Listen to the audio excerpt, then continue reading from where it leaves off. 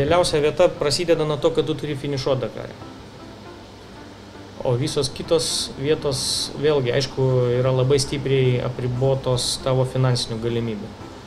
Aš neturiu labai didelio biudžeto ir važiuoju, sakykime, daugiau pasitikėdama savo patirtimi, kurią ruošiuosi kompensuoti tuos finansinius trūkumus, kuriuos aš turiu savo komandoje.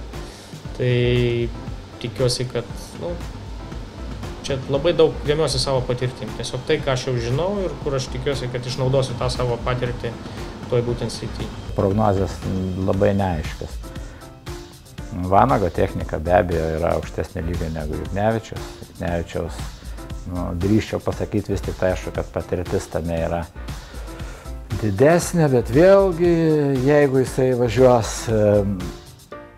kaip kalbos sklinda, tokiu padedančiuoju ekipažu Kazachstano komandai, tai bus viena, jeigu jisai važiuos grinai už save, tai vėlgi bus kita, neaišku, kaip iš tikrųjų yra.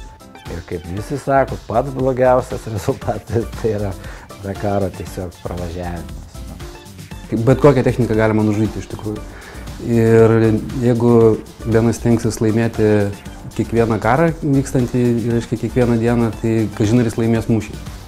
Tai aš linkiu jam laimėti visų pirma mūšį.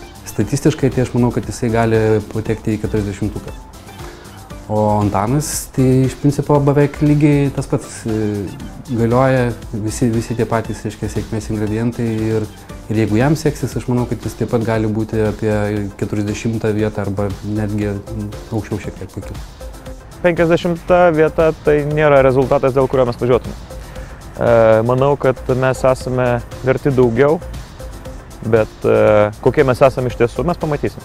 Palinkėčiau stabilumo, kad supratimo, kad vis dėlto maratonas nėra vienos dienos pasirodymas, tai yra didžioji dalis, pats sunkumas netgi gal prasideda antroje pusėje, antrą savaitę. Tai yra dėl to, kad jau susikrauna ir nuovargis, ir technika pavargsta, ir žmonės pavargsta, ir komanda visa, tai tokio stabilumo palinkėčiau jam. O Antanas, jisai vėl su savo misija važiuoja, tai kaip jam irgi aktualus labai, sakyčiau, stabilumas, nes jis turi atlikti vaidmenį ir kaip komandos vadovo, reiškia, Kazachstano komandos, tai irgi jį savotiškai pareigoja. Tai manau, kad tikslas būtų kuo stabiliau pabaigti, pravažiuoti ir automatiškai manau, kad tada rezultatai ženkliai pagerės nuo pernai metų. Tikrai ir patirtis rodo, kad 30-ukė yra erdvės lietuviams. Lenktynės Dakaras tai yra išgyvenimo lenktynės. Išgyvenimo fiziškai, techniškai ir psichologiškai.